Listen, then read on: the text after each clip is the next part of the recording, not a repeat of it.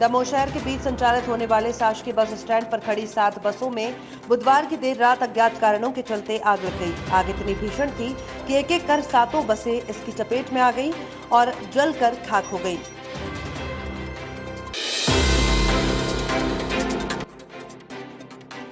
मंगलवार को विधानसभा के अंदर और बाहर दोनों तरफ नेताओं और पुलिस के बीच जो हाथापाई हुई है और महिला विधायकों को बाहर घसीटते हुए ले जाया गया, उसने सुशासन बाबू के तमगे पर सवाल उठा दिए हैं।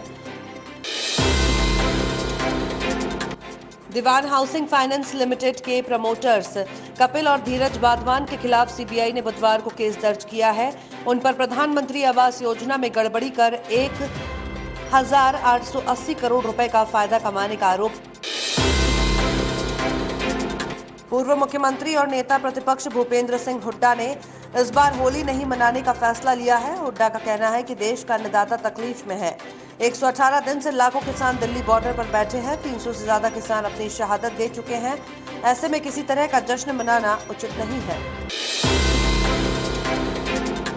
अमेरिकी परमाणु हथियार एजेंसी और 3 राज्यों को एक संदिग्ध रूसी साइबर ब्रीच के हिस्से के रूप में हैक किया गया था, जिसने कई संघीय एजेंसियों को मारा था। राइटर्स ने बताया कि माइक्रोसॉफ्ट कॉर्प भी भंग हो गया था, लेकिन कंपनी ने इनकार कर दिया कि उसके उत्पादों का इस्तेमाल दूसरों पर हमले के लिए किया गया था। राकेश टिकैत ने एक बार फिर से किसान आंदोलन को लेकर बड़ी बात कह दी है। टिकैत ने बुधवार को ट्विटर के जरिए कहा कि किसानों को फिर दिल्ली में घुसना होगा और बैरिकेड तोड़ने होंगे। दिल्ली के विभिन्न बॉर्डरों पर किसान बीते 4 महीनों से अधिक समय से आंदोलन कर रहे हैं।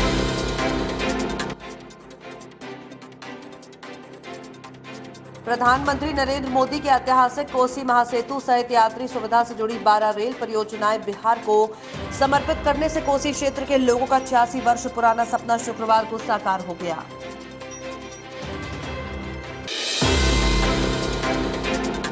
रोहित शेट्टी की बहुचर्चित फिल्म सूर्यवंशी दर्शकों के दिलों पर राज करने के लिए तैयार है। इस फिल्म में अक्षय कुमार, अजय देवगन और रणवीर सिंह मुख्य किरदारों में नजर आएंगे। कोरोना महामारी के चलते फिल्म पिछले साल रिलीज नहीं हो पाई थी, जिसके बाद से निर्माता रिलायंस एंटरटेनमेंट सही समय का इंतजार कर रहे थे।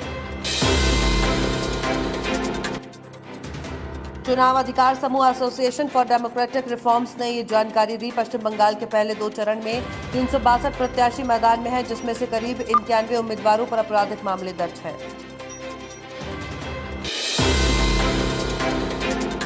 सप्ताह के चौथे कारोबारी दिन शेयर बाजार गिरावट के साथ खुला। बॉम्बे स्टॉक एक्सचेंज का प्रमुख सूचकांक सेंसेक्स 57.07 अंकों की गिरावट के साथ 39,123.24 के स्तर पर और नेशनल स्टॉक एक्सचेंज का निफ्टी 30.85 अंक की गिरावट के साथ 14,518.55 के स्तर पर खुला।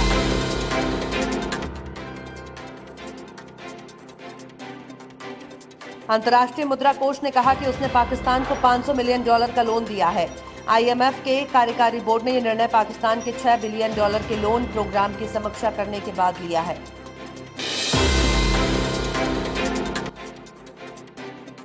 दिल्ली को लेकर जिस बिल पर मुख्यमंत्री अरविंद केजरीवाल को आपत्ति थी, उसे बुधवार को राज्यसभा में भी पास कर दिया गया।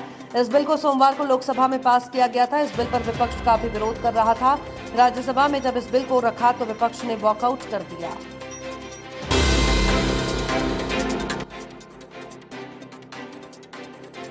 सन सिटी जोधपुर और इससे सटे पाली जिले में समर्थन मूल्य पर की गई खरीद में कई जगह करोड़ों के घोटाले सामने आने के बाद कई अधिकारियों पर गाज गिरी है। सहकारिता विभाग ने इस मामले में अतिरिक्त रजिस्ट्रार सहित सभी आरोपियों को चार्जशीट थमा दी है।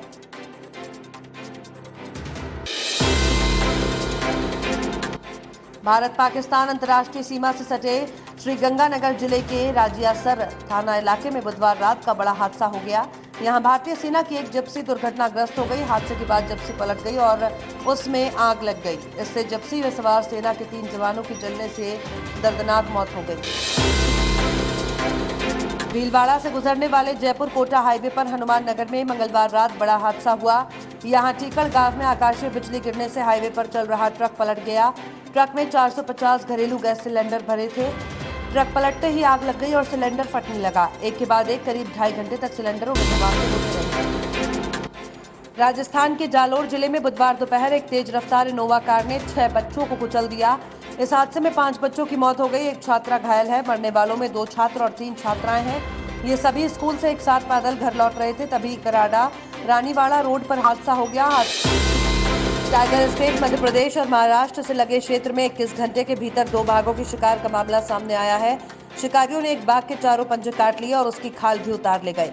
हालांकि दूसरे बाघ की मौत का कारण स्पष्ट नहीं है, लेकिन इसे भी शिकार से ही जोड़कर देखा जा रहा है। शिकारी दूसरे बाघ के अंग नहीं ले जा सके। इंग्लैंड के खिलाफ पहले वनडे के दौरान भारतीय टीम के मिडिल ऑर्डर बल्लेबाज श्रेयस अय्यर बुरी तरह चोटिल हो गए। श्रेयस ने डाइव लगाकर एक चौके को रोकने की कोशिश की, जिसके बाद उनके कंधे की हड्डी खिसक गई। स्कैन रिपोर्ट आने के बाद ये पता चला कि श्रेयस अब इंग्लैंड के खिलाफ बाकी की सीरीज और आईपीएल के पहले हाफ से भी बाहर हो गए हैं। बिहार विधानसभा ने प्रस्ताव पारित कर मुख्यमंत्री नीतीश कुमार को उनके पद से बर्खास्त कर दिया है। बुधवार को विधानसभा परिसर में कुछ अनोखा नजारा देखने में आया। विपक्ष ने विधानसभा परिसर के मैदान में समांतर विधानसभा का सत्र बुलाया, फिर सर्वसम्मति से राष्ट्रीय जनता दल के भूदेव चौधरी को विधानसभा अध्यक्ष नियुक्त कर दिया। आगे मुख्यमंत्री नीतीश कुमार को भी बर्खास्त कर दिया। टीवी और बॉलीवुड अभिनेत्री अंकिता लोखंडे दिवंगत अभिनेता सुशांत सिंह राजपूत के बारे में हमेशा से खुलकर बोलती रहती हैं। ये दोनों करीब 6 साल तक रिश्ते में थे। ऐसे में अंकिता लोखंडे सोशल मीडिया पर और इंटरव्यू में अपने और सुशांत सिंह राजपूत के रिश्ते के बारे में कई खुलासे भी करती रहती हैं। अंकिता ने अब खुलासा किया है, उन्होंने आज तक सुशांत सिंह राजपूत की किसी भी तस्वीर पर RIP क्यों नहीं लिखा। पाकिस्तान टीम के कप्तान Babar Azam one day international cricket में नंबर 2 बल्लेबाज बन गए हैं। बाबर आजम ने भारतीय टीम के उप कप्तान रोहित शर्मा को पीछे छोड़ दिया है। विराट कोहली इस समय ICC वनडे रैंकिंग में नंबर 1 बल्लेबाज हैं और उसके बाद बाबर आजम का नाम है। विधानसभा चुनाव में पहले चरण के मतदान को लेकर बंगाल में चुनाव प्रचार चरम पर पहुंच चुका है। गुरुवार को प्रथम चरण के लिए चुनाव प्रचार का अंतिम दिन है, इसलिए गुरुवार को भाजपा ने अपने 5 दिग्गज स्टार प्रचारकों को मैदान में उतारने जा रहा है। मंगलवार को केंद्रीय गृह मंत्री अमित शाह और भाजपा अध्यक्ष JP नड्डा ने प्रचार किया। थाना खंदौली क्षेत्र के गांव नहर्रा में बुधवार शाम भाइयों के विवाद की सूचना पर गई पुलिस टीम पर आरोपित हमलावर हो गए।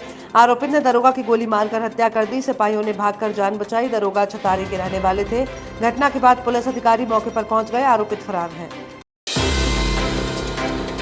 राजनीति में कुछ नेता ऐसे होते हैं जिनकी कद्र किसी पार्टी से नहीं बल्कि उनके कामकाज और उनके स्वभाव से उनकी पहचान की जाती है। हर पार्टी में कुछ ऐसा नेता है जिनकी बात विरोधी तक मानते हैं।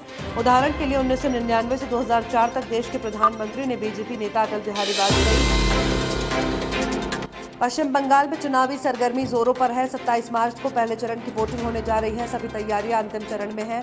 पश्चिम बंगाल में इस बार किसकी सरकार बनेगी, इसको लेकर टाइम्स नाउ सी वोटर को ओपिनियन पोल पहले चरण के मतदान से पहले कराए गए। इस पोल में बंगाल में एक बार फिर ममता बनर्जी की सरकार बनती दिख रही है।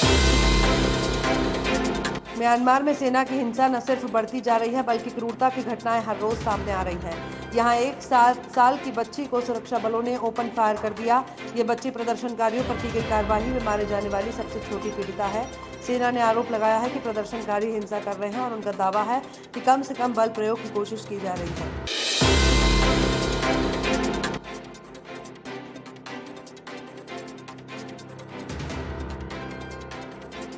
LJP नेता के परिजनों ने बताया कि बीती रात वो अपने साले संजीव कुमार के साथ बाइक पर सवार होकर इसारी गांव दुगोला कार्यक्रम देखने गया था। कार्यक्रम से लौटने के दौरान ये घटना हुई है।